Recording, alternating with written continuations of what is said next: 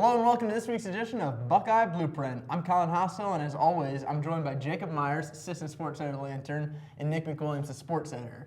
So we're going to talk a little bit about a sore subject, the Ohio State men's basketball team. They're not having a banner year, I would say. On Saturday, they just lost their third game in a row, this time 58-57, and it was not pretty. Would that be a fair characterization? Yeah, absolutely. I mean, down the stretch, the whole game they're up constantly 6, 7, 8 points. I thought that lead would hold. The final 3 minutes of the game, they had 3 total shots and 4 turnovers. And Nebraska just kept chipping it away and eventually held on for a win. And it was really quite devastating for Ohio State. They didn't really seem to have many answers in the postgame. It seems like every single loss has some sort of devastating aspect to it this season. There are not many bright spots to this team at all. No, not really. You know, Andre Weston checked into the game there at the end, and I guess it was for more of a defensive prowess there for whenever Watson Jr. was driving to the hoop. And unfortunately, Weston decided to essentially tackle Watson, and that's what ended up getting that three-point play that eventually gave Nebraska the game.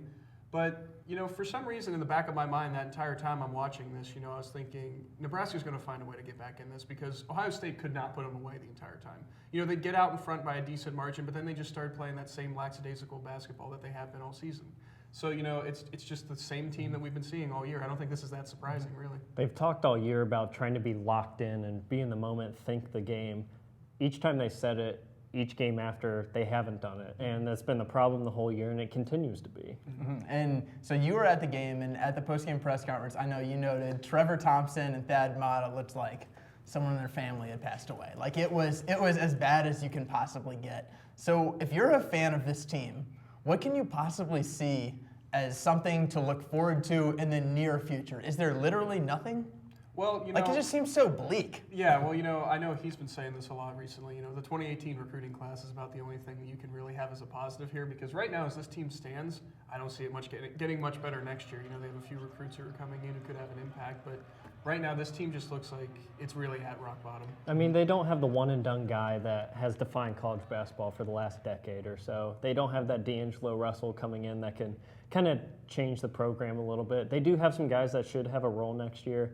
But the 2018 recruiting class, they have a real chance to get the top 5 players in Ohio. And that's what Thad Matta built the program to be, is get those Ohio guys, have them play for Ohio State. They know what Ohio State means. It should be the top of the state. Right now, they're easily the 4th best, maybe the 5th best behind Akron in the MAC in Ohio. So near future, so I asked that question near future, and you immediately went to 2018, which means there is nothing you see. I mean, like you said, they're basically at rock bottom, at least in the. I know you wrote that. Right. Yeah. You can check it out on lantern.com. I just thought that losing to Nebraska, that's the second team this year that got their first win in Columbus.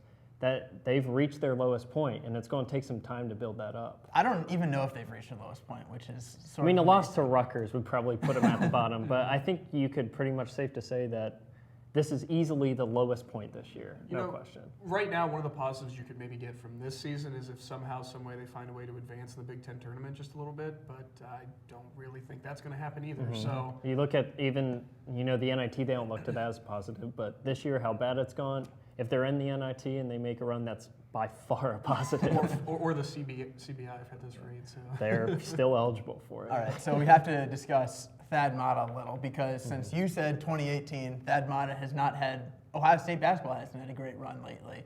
And this year is maybe the lowest point that they've had in his tenure. So can he possibly survive to 2018? When I think about Thad Matta, I sort of remember Bob Huggins at West Virginia, and he had I think it was a 3 or 4 year run where they just weren't that good. And I thought that maybe this is the year. And then the year after that, I thought maybe this is the year that they're going to fire him because he had people in West Virginia had such a high opinion of him based on his past performance. They were so bad at the time. And eventually he switched it up and they ran that the press Virginia defense that everyone knows them for. And now they're a top 15 team. Thad Matta needs one of those years where no one's really expecting it. And do you see 2017 as even possibly that year? I don't see that being another 2005-2006 season where they surprised everyone and won the Big Ten. I don't think he has that in the cards anymore. He kind of shook up the coaching staff this year just because some people are leaving. I suspect maybe 1 or 2 coaches are going to depart from this program this year, and maybe they'll bring in a different culture change. But it's going to take some time. But I think that is going to remain at least until he decides he wants to hang it up. Yeah, I've been bouncing back and forth on this constantly. I swear, each day I feel a different way. A few weeks ago, I said I think Thad's safe for into the foreseeable future. I still think he should be fine. Winningest coach in Ohio State history, and he'd probably be able to go out on his own terms. But maybe it's one of those cases where he just retires, so to speak. But I think for next year with 2017, I agree with Jacob. I really don't see it being one of those years where they surprise anybody. Also because right now Trevor Thompson looks like one of the best players on this team, and he might not even be here next year. So depending on what his decision is. Yeah, and I go back and forth all the time. I think next year, if they have a year like this, I just don't think that they can keep him. I can't even imagine how much lower this program could go. The attendance has been dropping. Fans' interest is as low as it's been. I mean, how many more years like that can you have, even if the recruiting class is great? Yeah, it's definitely a discussion worth having. All right, thank you guys for both joining us. We're going to talk about a little bit of a happier note if you're an Ohio State fan. The women's team knocked off the number 2 team in Maryland last night, and we're going to bring on Mackenzie Janak to discuss. Thanks, guys. All right, now I'm with Mackenzie Janak, and we're going to talk a little bit about Ohio State, who just knocked off Maryland, Ohio State won 98-87, and I think a game that shocked a lot of people, Ohio State fans, Maryland fans, everyone. No one really saw this coming, and it's mainly because the Buckeyes don't have Stephanie Avunga right now, who injured her right foot. She's, by some accounts, the second best player on the team. She's the post presence for Ohio State. Now Ohio State has to rely on Alexa Hart, who started last year, and freshman Tori McCoy. But what did you see from the Buckeyes that allowed them to pull this upset, which seemed relatively shocking, even though Ohio State is ranked number 12? I think they just all came together. Kelsey Mitchell had an incredible game. She really stepped it up. She had over 30 points. She came out hot from the very beginning. And then that coupled with Shayla Cooper's amazing senior night, she had, I think, 5 assists, and she was just dishing the ball really well, and everybody was just all on the same page. So I think that's really what got them over the hump. And they also were just, they were able to cover Maryland relatively well on defense as well. Throughout the game, adjusting and getting out to their guard players as well in the post, throughout the game. I thought that the defense, they played well, but to me, the reason they won is because of offense. And I think that we saw that in the first quarter. They dropped 35 points in the first quarter. I think it was 35-22 at the end of that. 22 usually is a good score in women's basketball. It was not against Ohio State. Ohio State was dropping everything. I think Kelsey had 15 points in that quarter and Shayla had 10. I mean, there were a few shots where it would bounce the rim and then go up and then it went in. And I'm like, this is peak Ohio State women's basketball. I don't know that they'll ever see that kind of quarter again. What did you see from Kelsey Mitchell, though? Because she dropped 31. She had the most points of anyone on either team. I think she just locked in. When she came out, she was just, running the court, pushing the ball. She was pushing everybody on the team, talking to them. And with every foul, with every shot she made, she was just going crazy. And so I think emotionally and mentally, she was just very locked in. And and then whenever she makes a shot, the crowd goes crazy. And I think she really fed off of that throughout the night. With every single score she made, it was a good attendance that night. And so I think she really fed off of that. The crowd was as good as I think I've seen it all season. It was impressive. It was breast cancer night. It was senior night. It was a game against Maryland. I think if fans were going to come out to that, then they probably wouldn't come out to any other game. Yeah. The one thing that is impressive to me is this is their 10th win in a row since losing to Michigan State, and they're playing as good a basketball as I have seen them play.